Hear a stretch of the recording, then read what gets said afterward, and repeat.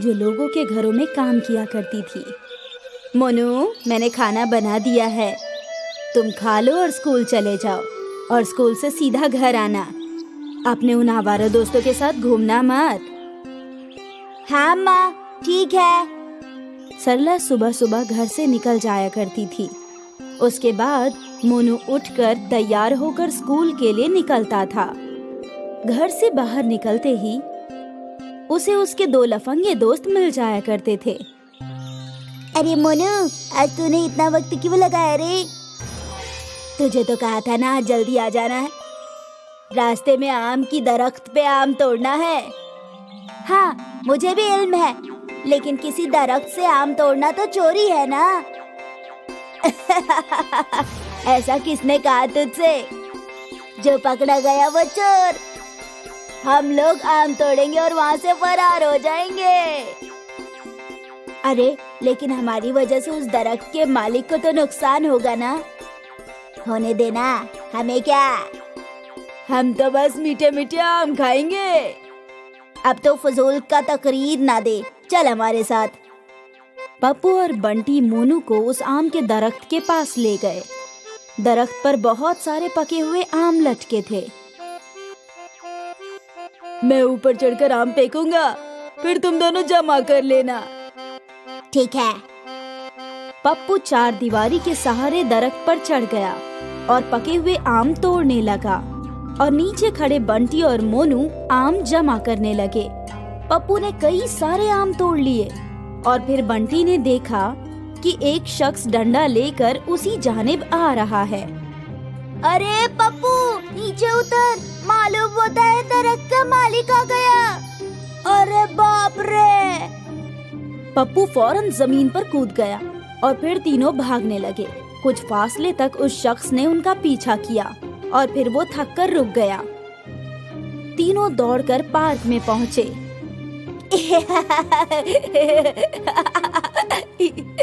क्या मजा आया ना? मुझे लगा था वो शख्स हम सबकी बहुत पिटाई करेगा। उसके पास कितना बड़ा डंडा था, अगर एक भी मारता तो हमारा क्या हश्र होता। अरे मोनू, तू बड़ा बुज़दिल है। देख, मैंने उसके दरख्त से इतने आम तोड़े, वो मुझे पकड़ पाया क्या? जो पकड़ा गया वो चोर। उसने हमें नहीं पकड़ा, मतलब हमने चोरी नहीं की। यकीनन, चल मीठे मीठे आम का मजा लेते हैं। तीनों दोस्त मिलकर मीठे मीठे आम खाने लगे। मोनू को इल्म था कि ये गलत है, लेकिन उसे आम बेहद पसंद थे और उसकी वालिदा उसे आम खरीद कर नहीं दे सकती थी। आम खाकर वो लोग स्कूल पहुँचे। स्कूल के गेट पर उन्होंने रोहन को देखा। रोहन के वालिद पुलिस कांस्टेबल थे। उनकी कमाई ठीक ठाक थी और इसलिए रोहन के पास बाकी बच्चों से ज्यादा चीजें थी। रोहन हमेशा अपना स्मार्टफोन का दिखावा करता था। अरे दोस्तों, तुम लोगों को फ्री फायर गेम खेलना है क्या? नहीं। अरे, मेरे तो जहन से ही निकल गया, तुम लोगों के पास स्मार्टफोन ही नहीं है, तो तुम लोग गेम भी नहीं खेल सकते। तेरे पास है ना, तो तुम अपने स्मार्टफोन पर गेम खेलता रहे, और अब यहाँ से दफा हो जा, समझा?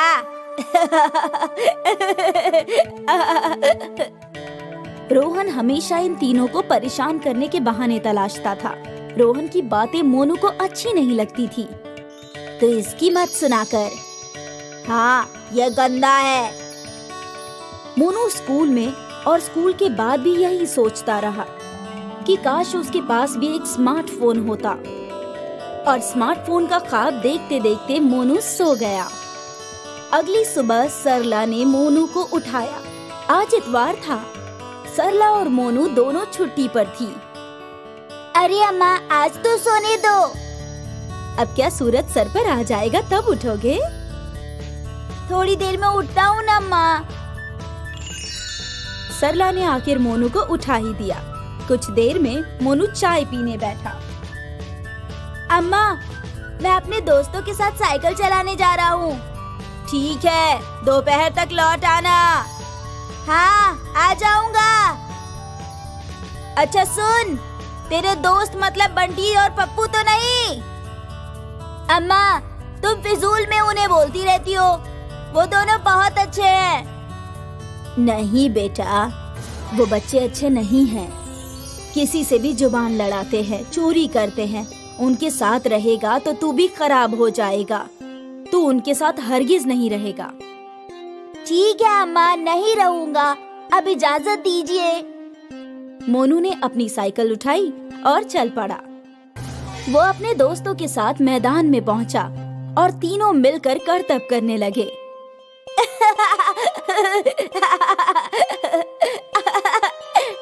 पप्पू और बंटी करतब कर रहे थे। तभी मोनू का तवज्जो झाड़ियों में चमक रही एक चीज की जानिब गया। मोनू ने वो चीज उठाई तो वो एक स्मार्टफोन था। मालूम होता है कि किसी का फोन गिर गया है। बंटी और पप्पू उसके पास आए। स्मार्टफोन नहीं, आईफोन है। अरे वाह, तेरी तो निकल पड़ी। तू स्मार्टफोन के लिए तड़प रहा था ना, ऊपर वाले ने तुझे आईफोन दे दिया। लेकिन ये मेरा थोड़ी है, ये तो किसी और का है। इसे हमें इसके मालिक को सुपुर्द करना चाहिए। अबे गधे, तुझे मिला है तो तेरा हुआ ना। ऊपर वाले ने ये तुझे अता फरमाया है तो ये तेरा है, समझा। आईफोन में तो कमाल के गेम्स होंगे। बंटी और पप्पू उस आईफोन में गेम खेलने लगे और फिर वीडियो देखने लगे। ऐसे ही कुछ घंटे गुजर गए। अब मुझे घर जाना चाहिए, अम्मा इंतजार कर रही होंगी। अरे ये लेकर जा अपना आईफोन। पप्पू ने वो आईफोन मोनू को दे दिया। मोनू को आईफोन बेहद पसंद था, इसलिए उसने सोचा कि वो रख लेगा। पूरे रास्ते वो आईफोन को देख रहा था। मोनू आईफोन लेकर घर आया और उसने आईफोन घर में छुपा दिया। तेरे लिए तेरा पसंदीदा आलू पराठा बनाया है, हाथ पैर धोकर आजा। आया अम्मी। मोनू खाना खाने बैठ गया। उसने अपनी अम्मी को उस आईफोन के मुतालिक नहीं बताया था। उसे इल्म था कि उसकी अम्मा उसे बहुत डांटेंगी। खैर, उसने जैसे तैसे पराठे खा लिए। अरे ये क्या, तूने तो एक ही पराठा खाया है। हाँ अम्मी, मुझे भूख नहीं है। क्यों? बस यूं ही। ठीक है, भूख लगे तो वापस खा लेना। मैं बाजार जा रही हूँ राशन खरीदने, तो घर का ख्याल रखना। जी अम्मी। सरला के जाते ही मोनू ने वो आईफोन निकाला और आईफोन पर गेम्स खेलने लगा। मोनू बेहद खुश था। कुछ देर बाद उसके दोस्त भी उसके घर पर आए और वो तीनों साथ में बैठकर आईफोन चलाने लगे। अब कल तू ये आईफोन लेकर स्कूल आना। वो रोहन तो हसद खाकर राख हो जाएगा। ये लोग गुफ्तगू ही कर रहे थे कि सरला घर आ गई। सरला को देखते ही मोनू ने आईफोन चादर के नीचे छुपा दिया। ये लोग यहाँ क्या कर रहे हैं? होमवर्क लेने आए थे आंटी, बस किताब लेकर चले जाएंगे। पप्पू ने मोनू की किताब ली और दोनों वहाँ से चले गए। उनके जाते ही सरला मोनू पर बरस पड़ी। तुझे कितनी मर्तबा कहा है, इन लोगों से फासला रखा कर। किताब लेने आए थे अम्मी। तुझे इल्म नहीं है बेटा, तेरे मामा के भी ऐसे ही दोस्त थे।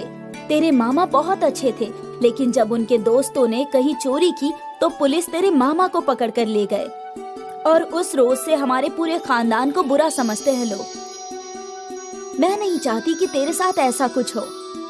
नहीं चाहती कि इन दोनों की वजह से पुलिस तुझे भी पकड़ कर ले जाए। पुलिस का नाम सुनकर मोनू डर गया। उसने रोते हुए अपनी वालिदा को आईफोन दिया और सब कुछ बता दिया।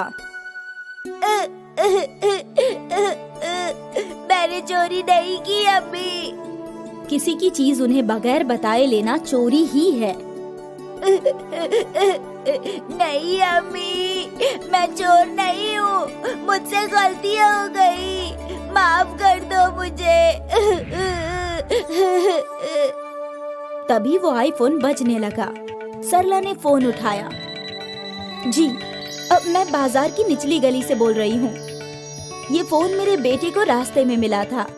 हाँ, आ जाइए। कुछ देर बाद फोन का मालिक फोन लेने पहुँचा। सरला ने उसे वो फोन लौटा दिया। बहुत बहुत शुक्रिया बहन। आजकल कौन किसी की चीज उसको लौटाता है। आप लोग बहुत नेक हैं। शुक्रिया, शुक्रिया बेटा। वो शख्स अपना आईफोन लेकर चला गया। सरला ने गुस्से से मोनू की जानिब देखा। वो अब भी उससे नाराज थी। मोनू ने कई मर्तबा माफी मांगी, लेकिन सरला ने एक नहीं सुनी। आखिर रात को मोनू जोर जोर से रोने लगा। मुझे माफ कर दो, तुम जो बोलोगी मैं वही करूँगा। उन दोनों लफंगों ने तुझसे चोरी करवा ही दी ना मोनू। आज के बाद उन दोनों लफंगों के साथ हरगिज नहीं रहेगा तू। वो दोनों जिंदगी बर्बाद कर देंगे। ठीक है अम्मा, मैं वादा करता हूँ कि आज के बाद उनके साथ नहीं रहूंगा। सरला ने मोनू को माफ कर दिया। मोनू ने अपना सबक सीख लिया।